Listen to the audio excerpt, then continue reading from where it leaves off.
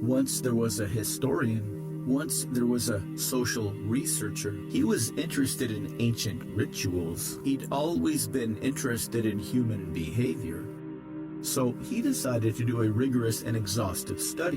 One day, while staring out his office window, he had an idea, not from an anthropological standpoint, about why people never crash into each other while walking on the street, but from a statistical standpoint. So he wrote a proposal for a study and got a grant.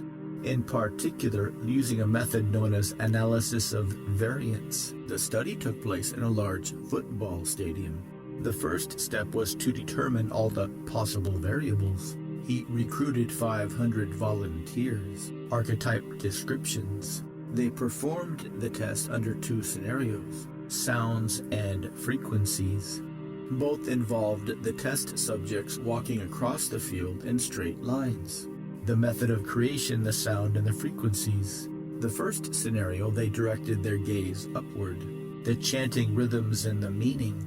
They lined the second level of the stadium with bright green stripes, the number of people involved, and told them to keep their eyes fixed on the green stripes, the geometric shape of the people involved.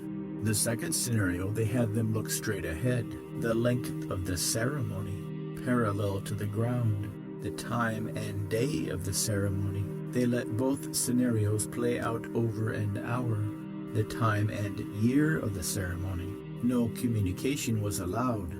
Once he had all the variables, they chose 3 levels, and they filmed both scenarios from a large drone hovering above, high, medium, and low. In the first scenario, there were no interactions.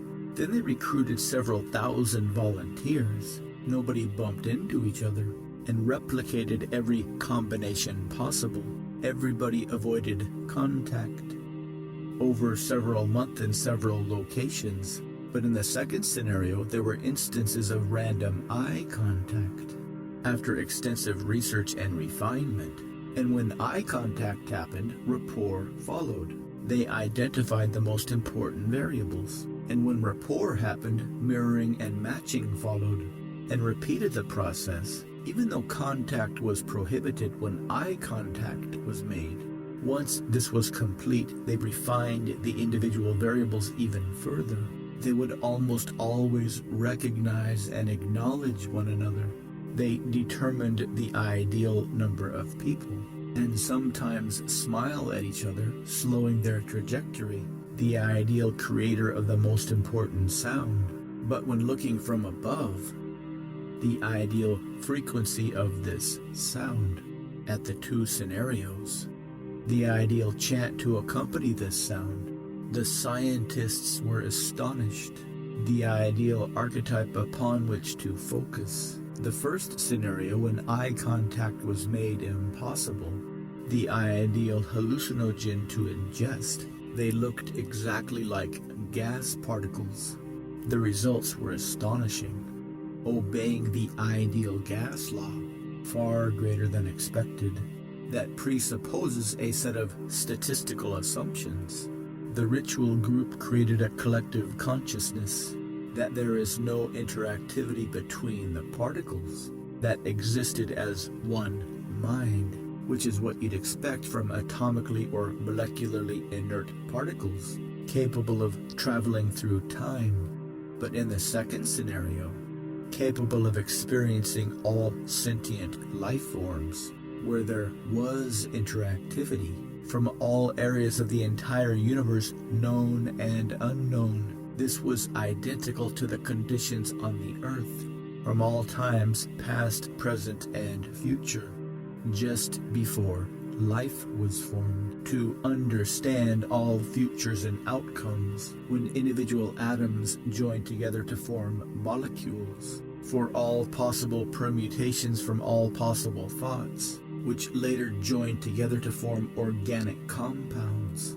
This was unexplainable by the scientists, which later joined together to form larger life forms, and only postulated by mythologists, spiritualists, and psychologists, first single-celled life forms, that this represents a deep longing in all sentient beings, then multiple-celled life forms, to return back to the non-physical plane. The scientists were astonished.